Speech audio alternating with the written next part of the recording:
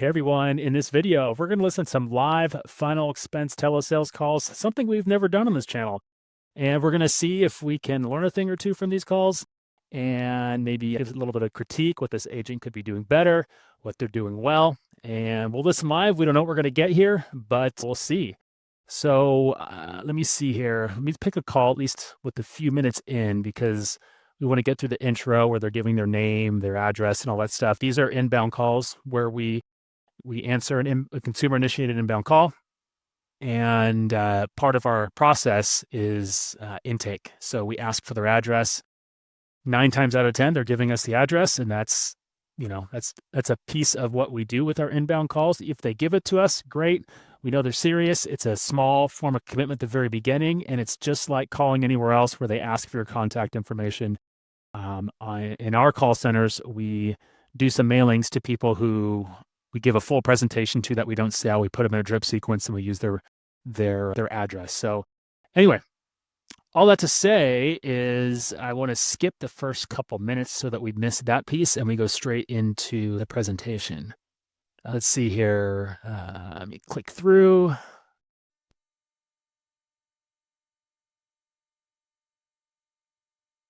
Okay, what about, I thought I saw one with 4 minutes. Wait, here we go.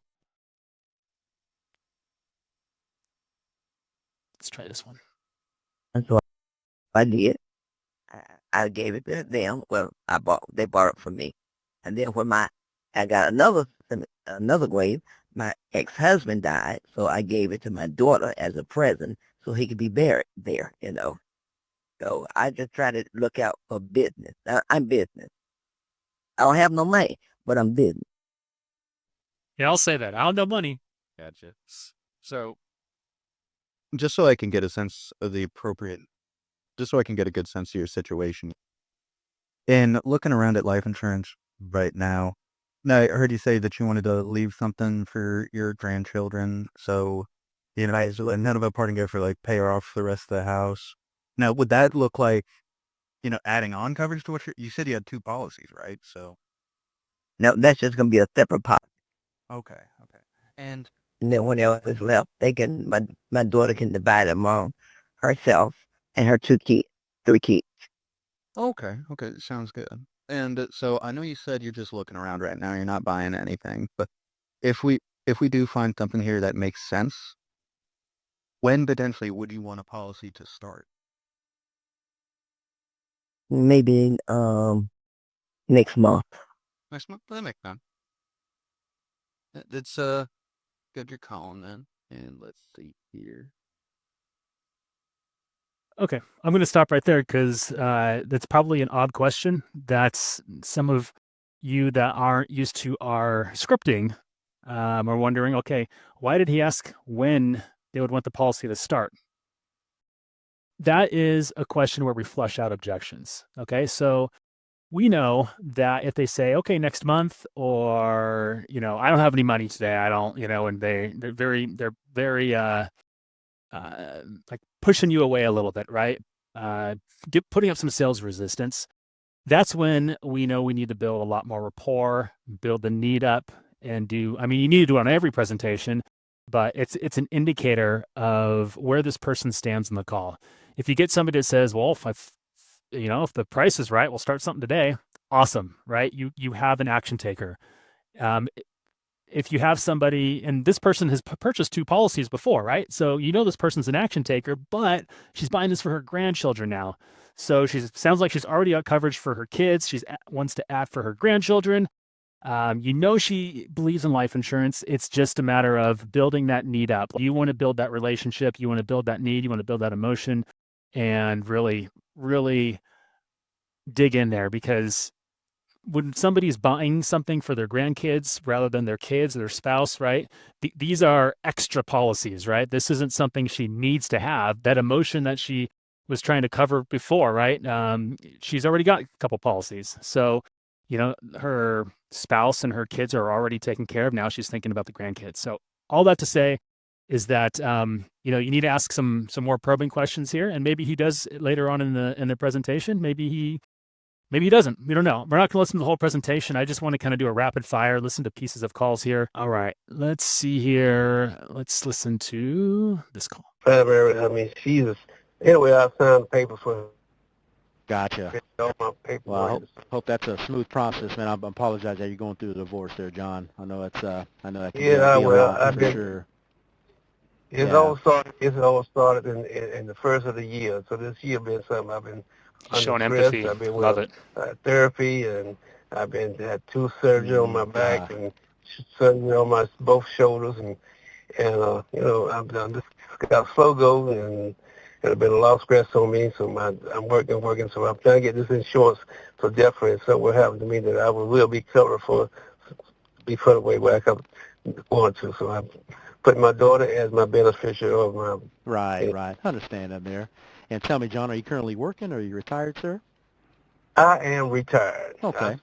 I He took control of the retired. call there. He was starting to go long, and he took control. I Thought I like would that. have a Just great ask the next retirement, question. but it seemed like a damn be a asshole problem for me. So I'm just going through something because, I mean, when I was working, me and my wife got on great. When I got retired, and I'm home every day with her and seeing her every day, things went all the damn pieces. He's So going I to got my practice women call control in kept this. on working. Right. He's a I talker. understand that there. I understand that. So, John, here's what we're going to do over the next few minutes, and I appreciate you giving me that information. I'm just going to ask you some questions and determine what you'll qualify for. I'll let you know exactly how these plans work. I'll answer any questions you may have and go over pricing. And then from there, you decide if something you'd like to move forward with. Does that sound fair? Yes, go ahead. All right. Yeah, so just a couple questions to determine eligibility. Okay, let's stop here. Again, I just want to do some rapid fire, listen into some calls. So at the end, first of all, this guy was a talker, and he didn't really let him go on. He showed some empathy at the very beginning, which is great.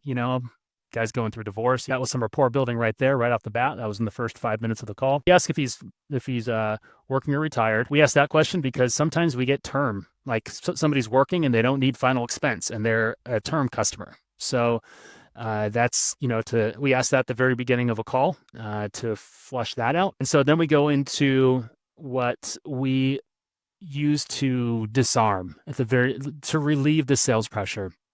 And we just tell them what's going to happen on the call. Some people call it setting the table. We just let them know, hey, here's what's going to happen on the call.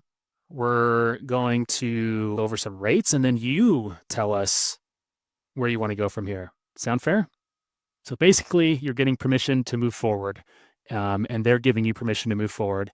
And it relieves the sales pressure because you're saying, and then you decide what we do with that information, right? With the rates after we go over pricing. So that's why we say that in the very beginning of the script. It's a disarming thing, and it is something where we found some really good results just by sharing what's going to happen on the call. All right, let's go on to another call here. Let me see if we can get somewhere in the rates. Let me go somewhere deep in a call. What's going on over here?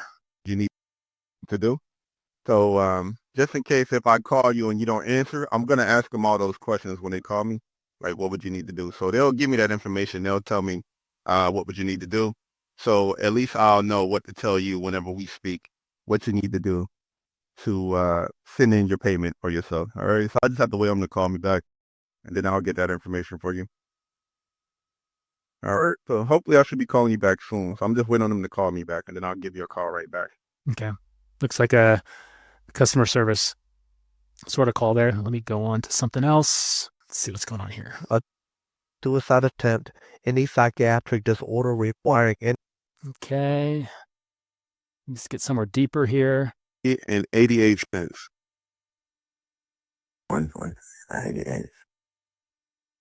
Yes, ma'am. Now, does that seem a little bit more reasonable? Yeah, I believe so. Okay.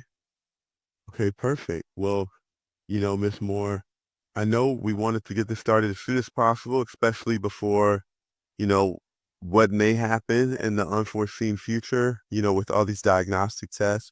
Now, I just wanted to let you know the earliest I could start this is tomorrow. Yeah. Okay. Well, He's going for same day pay. Is that fine or and how would I pay for it? so what I'm gonna do now is I'm gonna go ahead and I'm gonna send you a text message since we are on a recorded line, since you already been approved, you don't have to worry about this price changing. I'm just gonna go ahead and lock this in for you. Go ahead and start a validation process. In that validation process, we're going to send you a text, which is the first step, and that's going to include the disclosures. So I'm going to send that to you now. You're going to read the 5-digit verification code in that text message to verify that you did receive those disclosures. Well, let me go to my, I got a thing, but let's see. I'm looking for the code. That's what I'm looking for. Okay. 402. Okay, so it sounded like we caught that call right when I think he was probably downselling because he said, is this more reasonable? And that's usually the result of a downsell. And she said, yeah.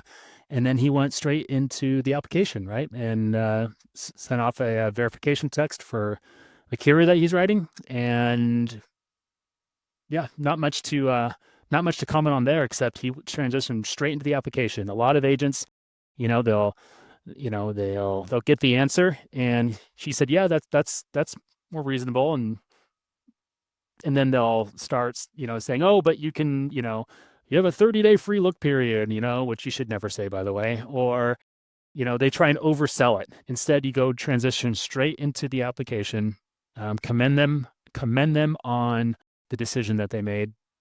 And, and he did just that. He didn't commend them just yet, but I'm sure he is getting there. And he did go for same day pay, right? To see if most people start their policy as soon as possible. As soon as I can get you started is tomorrow. Does that work? And this is where if they have money or not. Oh, no, I don't have any money. Then you can post date it out. Okay. That's how we train our agents to do same day pay, is you always assume that they're going to pay today. Just like if you called anywhere else and you were going to buy something, you would make that payment immediately. And that's exactly how it should be for final expense telesales as well. And if they don't have money, then you can future date it, right? So anyway, hopefully that one was helpful. Let's do one more here. See what we can get. Let's try get another one a little earlier in the rates here. Policyholder, it's a helpful feature that it kicks if a policyholder ever misses a payment. This will allow the carrier to deduct the outstanding premium from the value of the policy when the premium is due to keep the policy in force, okay? And of course, who would you name as your primary beneficiary? Didn't want to give out personal information there. I'll go back in there and see where we are. I get the better than my other daughter. Oh, here goes another name. Got to stop it. These aren't edited. Cover, I wanted to just brush over the two main types of life insurance coverages that are out there. There's term life insurance and there's permanent whole life insurance. Term life insurance is a temporary policy that typically lasts 10 to 20 years. Once it expires, then you're left without coverage at the time that you need it most. Term life insurance is really catered toward the younger demographics, and they're not ideal for any folks over the age of 50. And then there's permanent whole life insurance, and that's what we offer here. And as long as you're approved for coverage and you make your monthly payments, these policies never expires. And is by far the most popular option for anyone over the age of 50. It's pretty simple. There are 3 important features that make the permanent whole. Okay, she said, I'd rather have that one, right? Okay, the agent's talking a lot right now. And he should have, one way to engage is ask if they know the difference between term and whole life instead of telling them the difference between term and whole life. But then she said, I want that one, right? And then he just kept going. That's an opportunity where you can ask more questions, okay? Okay, well, what about that do you like? Or what have you heard about it? What do you know about that? Oh, you know about this. What have you heard? How come this is what you want? Okay, awesome. Let them start talking. Let them share why they want that. Oh, I like the guarantees. I like XYZ, whatever it is.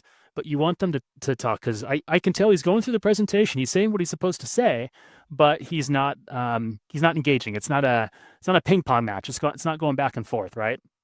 So that's something where we can all get better at, right? Active listening. And really, when your prospects say something on the other end of the line, that is information, and that is something that that they're comfortable sharing with you, you need to probe. You need to act more interested instead of just going on with your script, right? So, that agent could have done a better job at active listening there, and then at the end there, he was talking over her when she said, "Yeah, I want that one," and that is a incredible response, by the way. Yeah, I want that one. Okay, when somebody says, "I want that one," that is a buying signal. Okay.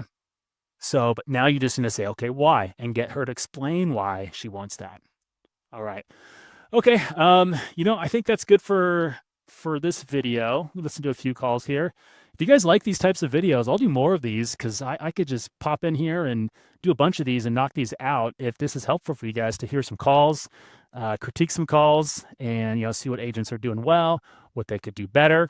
And we can do some more videos like this if just let me know in the comments. We've got a lot to share. We've got a lot of insights on our scripting and presentation, and would love to share that with y'all. And I like doing it this way where we don't know what's coming, right? We're not going to listen to a call that could be cherry picked, right? We could hear some pretty wacky things on these calls. And when we do these trainings internally, we do hear those wacky things, and it can go that way. Anyway, I hope this is helpful for y'all. And comment if you would like to see more of these, and we'll do more of them.